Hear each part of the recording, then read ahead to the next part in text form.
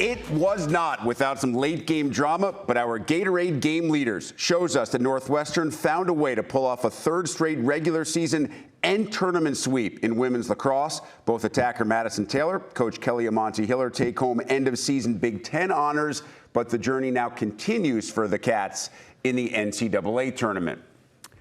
And the aforementioned Madison Taylor joins us for the big interview. Madison, we'll get to the NCAA tournament, some of your accomplishments in just a bit. But I want to start with that championship game against Maryland. You're down 4 in the third quarter. I'm curious, what was the conversation like amongst the team when Maryland scored that goal to go up 6-2?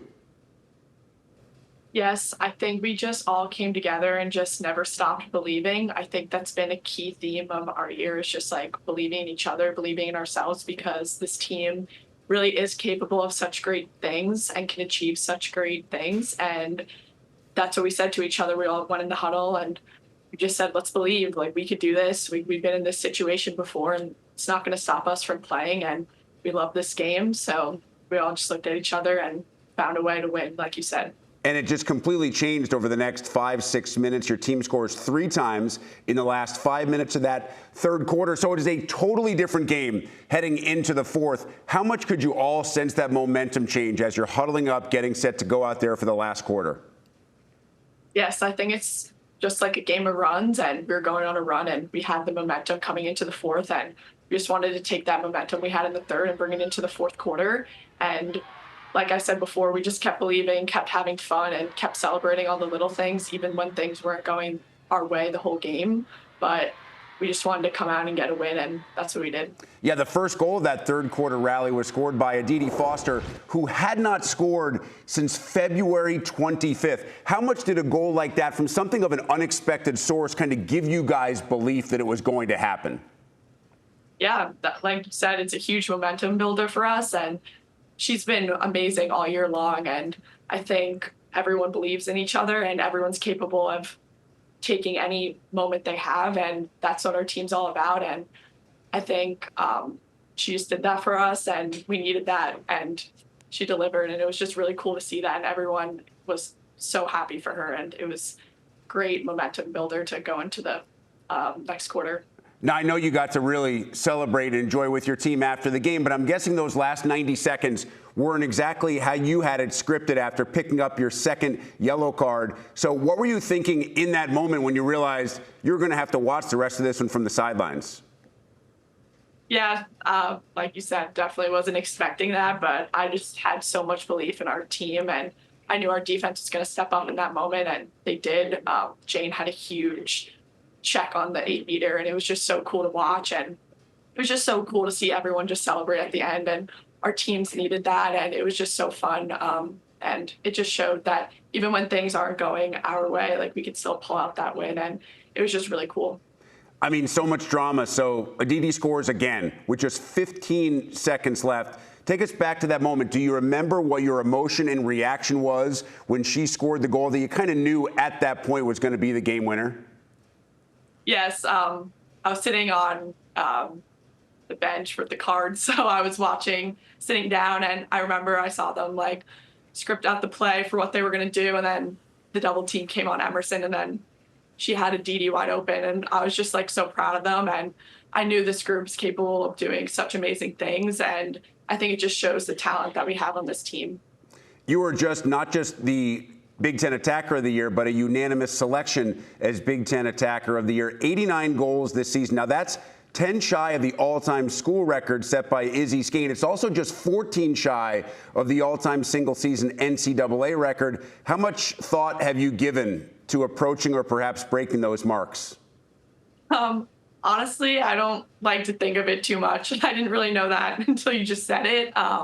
But I just want to play and just, like, have fun. I think that's when our whole team plays the best, is when we're all enjoying the moment, because obviously when you come down to May, this is what every little kid dreams about, is playing in those big games in May. So I'm really just taking advantage of every day that I have with my team. I think this team's really special, and some of this new teams never really experienced playing in May before. So I think when I thought of that, that really just, like, remembered, like, why I'm here and, like, why I like to do this, and I'm just really excited for this postseason run. And I understand that part of that attitude actually came from some advice from Izzy Skane, who told you to just enjoy the game. Why was that message so significant to you?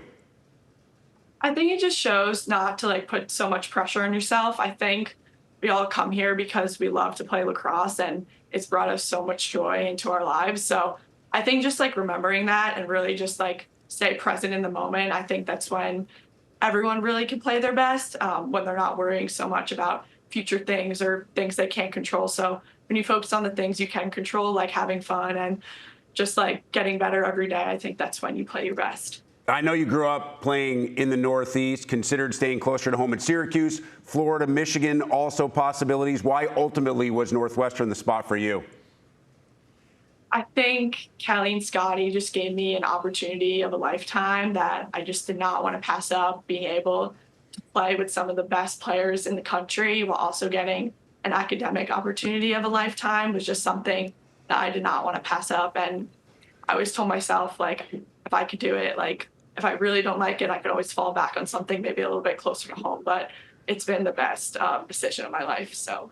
Now, Madison, is it true that you committed, you said, I'm going to Northwestern, sight unseen, without ever visiting the campus beforehand? Basically, yes. I flew there with my parents during COVID, but I couldn't see anyone there since it was during the recruiting rules that you couldn't see anyone. So I just flew there with my parents just to see what it would be like and like what the plane ride was like, and then walked around like the Lakeside campus. But that was about it. Yeah, that will help, that view, and also obviously Coach Amonte Hiller as well. So I mentioned that she just won her third straight Big Ten Coach of the Year honor. She has obviously won multiple national championships, considered one of the greatest players and coaches in the history of the sport. In your mind, what makes her such a legend? Yes, I think just like the passion she has for the game is just like incredible. She pours belief into this group every single day and brings such great energy. And I think it just makes her like unstoppable and like so much fun to work with every day. And like I look up to her so much, and she's such a great role model to me.